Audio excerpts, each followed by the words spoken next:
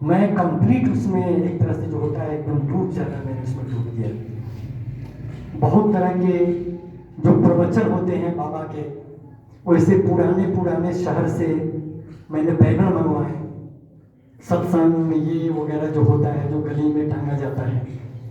रास्ते में पत्थर बिछाया गया, जो बनारस के गली में आप चलेंगे तो पत्थर जो स्लैब लगा रहता है, ले जाते वो स्लैब लगा, ले जाते लाइट पोल लगे, पोल में कहीं पतंग कहीं कुछ फंसा हुआ है, ये सब हम लोगों ने लगाया।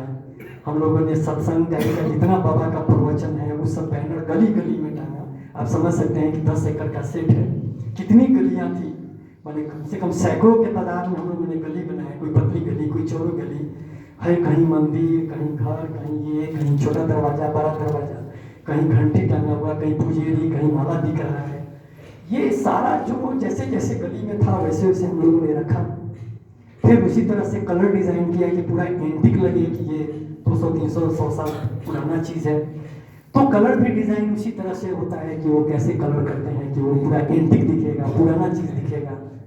फिर मैंने जहाँ जहाँ उनके पाइप लगाए थे छत से पानी गिरने के, और ये सब बांस बल्ले पे होते हैं, इसकी भी पूरी अपनी टेक्निक है वहाँ की। सेट खड़ा करते हैं तो सेट कैसे 9 साल 10 साल 12-12 साल तक सीरियल चलता है, कैसे चलता है, कैसे उसकी फ्रेमिंग होती है, कैसे डबल स्टोरी बनता है। तो ये सारी चीज की अपने तकनीक है। फिर जो शूट होता है रूम के अंदर में, वो रूम के अंदर में पूरी टेक्निकल चीज को आपको समझना होगा तो आप नहीं कर पाएंगे। ट्रॉली जाता है ना, बड़े बड़े क्रेन जाते हैं, लाइट्स होते हैं, एक्टर्स होते हैं, उसकी पूरी दुनिया अलग है, पूरा इंटीरियर है। माने अगर आप समझेंगे तभी कर पाएंगे, बहुत चीज समझना पड़ता है।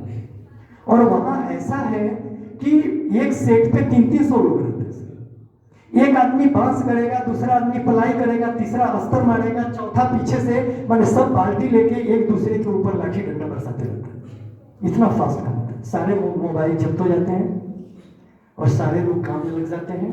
बीच में टिफिन होता है, मोबाइल दिया जाता है, और फिर वहां जो है सो ये सारे, अब कारपेंटर काम कर रहा है, पीछे बड़े काम कर रहा है, उसके पीछे वो है, उसके पास इंटीरियर वाला है, उसके बाद मैंने रंग मार रहा है, उसके बाद कोई लाइट लगा रहा है, फैन लगा रहा है, बिजली बॉल।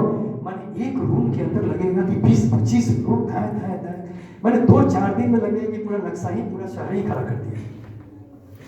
तो बहुत फास्ट, एक अलग दुनिया, एक अलग तकनीक के साथ लैस वहां जो है लोग रात दिन काम कर रहे हैं। इसीलिए एक एक सेट जो है 20 करोड़ 22 करोड़ 25 करोड़ 30 करोड़ 40 करोड़, संजय लीला भंसाली का सेट जो है तो लगभग 50-50 करोड़ का 67 करोड़ का होता है। तो वहां मैंने उन सारी चीजों को देखा, सारी चीजों को समझा, सारे तकनीकों को समझा, मैंने काम शुरू किया। और काम शुरू करने के बाद में मैंने यहाँ तक किया कि जो गली में जितने भी हमारे लेबर थे 300, मैंने सबको कहा कि पान खा करके आओ, और जितना कॉर्नर मिले सब पान खा करके थूक। क्योंकि जब गली उली में चलते हैं तो ये सब मिलता है सिर्फ ओरिजिनल के लिए। कहीं कहीं मैंने दीवारें तोड़ी, उसमें बरगद का पेड़ लगाया, कहीं कुछ पौधा डाले, इस तरह से। कहीं कहीं वो जोंडिश और किसी किसी चीज का जो पॉम्पलेट होता है उसको साफ करके मैंने नोच दिया कि पुराना लगे। जितना गली में ये सब छोटी छोटी चीजें होती हैं, मैंने सबको प्लान किया और मैंने सबको डाला। और जब मैंने डाल करके जब भी दादा आते थे तो एकदम पकड़ लेते थे और कहते थे कि वाह यार ये होता है ना। तो वो बहुत खुश थे। उसके बाद में ऐसा हो गया कि इतना ज्यादा मुझे ये मिला कि जो 10 असिस्टेंट थे वो सारा मेरे विरोध में हो गया और मुझे काफी परेशानी का सामना करना पड़ा, सब मेरे एनपी में। और सबको लगता था कि तो आया तो हम लोग का पूरा भट्टा ही बैठा दिया, अकेला ही सारा चीज ये कर रहा है और दादा इसके पीछे पागल है। यहीं पे हमारा जो एक मित्र था वो जो ले गया था, और दादा के बीच में सर अनिरुद्ध, तो अनिरुद्ध हमको बुलाया था। अनिरुद्ध एक प्लान में बुलाया था कि वो अपना एक सेट डिजाइन का एक अलग इंस्टीट्यूशन खड़ा करेगा और वो उसको हम देखेंगे, सेट हम करेंगे, चैनल से बात करेगा।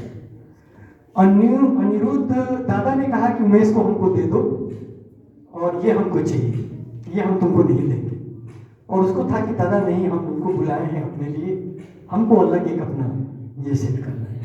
अभी दोनों के बीच ऐसी लड़ाइयाँ छिड़ी और उधर मेरा एक जो 10 असिस्टेंट था वो दल अलग हो गया।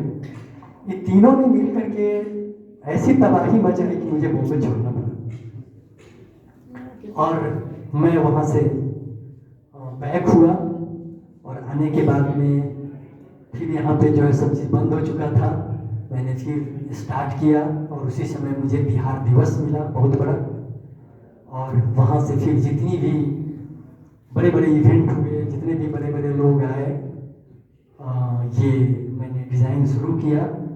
और आज एक डिज़ाइनर के रूप में बिहार से तो मैं हूँ ही, लेकिन हिंदुस्तान लेवल पे भी लोग जानते हैं। और एक अच्छे डिज़ाइनर के रूप में बॉम्बे में भी मेरे काफ़ी फैंस हैं, फिल्म दुनिया में काफ़ी लोग हैं। और ये एक जो नाम था सिलेट से कैनवास तक, इस बीच में मैंने एक बिनालय शुरू किया हम लोगों ने, जो पूरे वर्ल्ड से बड़े बड़े पेंटर आते हैं और वो अपना क्रिएटिव काम करते हैं। 2 बिनालय होता है देश में, एक हम लोग बोधगया बिनालय करते हैं और एक कोची बिनालय होता है।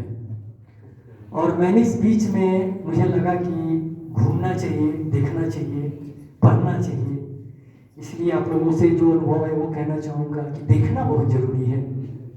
मैंने भारत के लगभग 4 को भ्रमण किया, जहाँ भी जितने भी अच्छे चीज़ थे वो किया, बड़े बड़े लोगों से मिला और उनसे मैंने कुछ सीखा। आज के समय में मैं जो देखता हूँ तो मुझे बड़ा ही आश्चर्य लगता है, अब कोई किसी से पूछता ही नहीं है। अब कतनों समझदार हैं, कतनों जानकार हैं, कुछ भी जान रहे हैं। हम लोग के समय में था कि हम लोग पकड़ करके सीखते थे। हॉस्टल में मैं था, अपने सीनियर को पकड़ पकड़ के सीखता था, है ना। जो भी लोग आगे उनसे बात करता था। बंसी को जो लंदन जाते थे डिज़ाइन करने, डिज़ाइनर, उन्होंने मेरे डिज़ाइन को काफ़ी सराहा। बहुत बड़े थिएटर के डिज़ाइनर हुए, लंदन में जाते थे क्लास लेने, उन्होंने, उनके साथ में घंटों घंटों बैठा करता था, वो भी काफ़ी सराहे। कई एक बुक पब्लिश हुई अखबार की, तो इतनी बड़ी कतरन थी, काफ़ी टीवी पे, काफ़ी चीज़ों पे लंबी यात्रा हो गई। तो ये मेरी थी सिलेट से कैनवास तक। पेंटिंग में भी मेरी अपनी पहचान है, काफ़ी जगह मेरे पेंटिंग्स जाते हैं, लोग देखते हैं। पेंटिंग्स में भी है कि आपकी जो कला है वो आपकी होनी चाहिए, ये नहीं लगे कि ये फलाने से इम्प्रेस है या फलाने का किया हुआ है, इनका तो वो है। चाहे उसके कलर्स हो, चाहे उसके कंपोजिशन हो, चाहे उसमें प्रोस्पेक्टिव हो, चाहे उसके लाइंस हो, वो आपको प्रेजेंट करे। क्रिएटिविटी वही है, वो आपको खड़ा करे। पूरे भारत में लोग ये कह दें कि ये तो उसकी पेंटिंग है, तो वो एक लाइन जो है वो लाइन आपको प्रेजेंट करता है देश में। और आप लोगों की दुआ से, सर की दुआ से, जिन लोगों का आशीर्वाद मिला, उससे मैंने पूरे देश में एक पहचान बनाई है और काम कर रहा हूँ। यही थी मेरी छोटी यात्रा।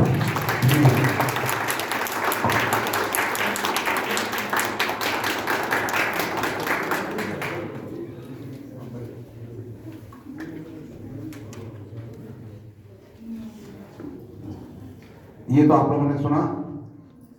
किसी का कोई प्रश्न, कुछ पूछना हो, कुछ जानना हो उनके संबंध में, उसके बाद जब भी आप लोग पूछ लीजिएगा तब मैं आपसे पूछूंगा कि कुछ प्रश्न।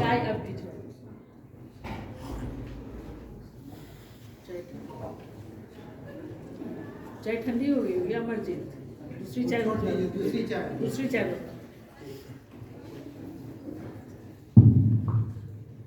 कोई प्रश्न है? कोई प्रश्न नहीं पूछ पाए, पूछ सकते हैं, कोई दिक्कत नहीं है। सब अभिभूत हो गए हैं इसकी दो ही अवस्था में होता है कि आप लोग पूरी तरह से समझ गए एक ही बात या बिल्कुल नहीं समझे। बहुत अच्छा, सबसे पहले तो समझे कि नहीं, अच्छा लगा कि नहीं। अच्छा, आप लोग अब मेरे सवालों का जवाब दीजिए। ये बताइए मुझे कि आपको क्या क्या लगा कि इस चरित्र से सीखना चाहिए? स्किल रहना चाहिए सर। और खड़ा हो बोलो, बहुत बात बोलो। हाँ, स्किल हमारे पास रहना बहुत जरूरी है सर। बहुत सुंदर स्किल होना चाहिए। जैसे हाँ बेटा, हाँ ये तो ठीक है। इन्होंने स्किल कहा, आपने क्या कहा? कभी भी कठिनाइयों से घबराना नहीं चाहिए, क्योंकि हमेशा इनको कठिनाइयाँ आती नहीं और कठिनाइयों का सामना इन्होंने किया है। जिंदगी में सबको कठिनाई आती है, इसलिए यह भी दूसरा लेसन था। ठीक है, और हार नहीं मानना चाहिए, आगे लगातार बढ़ते रहना चाहिए। हार नहीं मानना चाहिए, बिल्कुल सही है। और सही, मेहनत से दूर नहीं भागना चाहिए। मेहनत से दूर नहीं भागना चाहिए, यह भी सही है। उम्मीद नहीं छोड़नी चाहिए। उम्मीद नहीं छोड़नी चाहिए, बिल्कुल, यह भी सही है। लिखते जाओ सब लोग, लिखते जाइए, आप लिखते एक जाइए। कैलेंडर में इतनी चीजें मिल रही है तुम लोग और- को, इसको लिखते जाओ। ये सभी आप लोग बोल रहे हैं इनके व्यक्तित्व के, इनके चरित्र के बारे में मुद्दा, लेकिन इनके सीखने की विधि पर आप लोग बताइए। आपको टीचर है, इनके सीखने की विधि, आपको सिखाने की विधि। ऐसा लड़का, मैंने पहले कहा था कि ऐसा लड़का आपके क्लास में या आपका अपना बच्चा हो तो उसको कैसे सिखाइएगा, कैसे मैनेज कीजिएगा? मतलब सर बड़ा लचीलापन।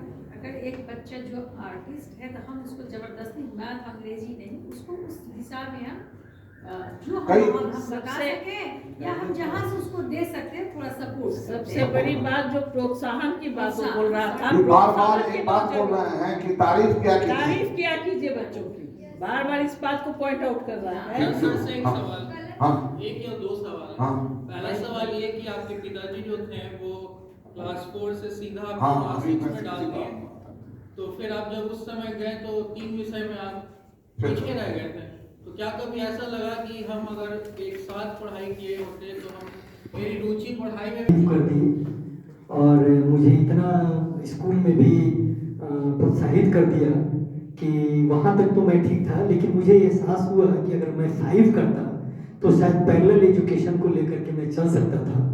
और जो मुझे लगा कि बाद में मेरे लिए कहीं ना कहीं रुकावट हुई, जहाँ तक मैं पहुँचा शायद उसमें और ज़्यादा मैं अचीव कर पाता अगर थोड़ी सी पढ़ाई मेरी और स्ट्रांग होती तो वो एक मेरे लिए था। मुझे लगा कि अगर मैं 5 होकर के 6 में आता तो मैं बेटर करते जाता उसमें। तो सर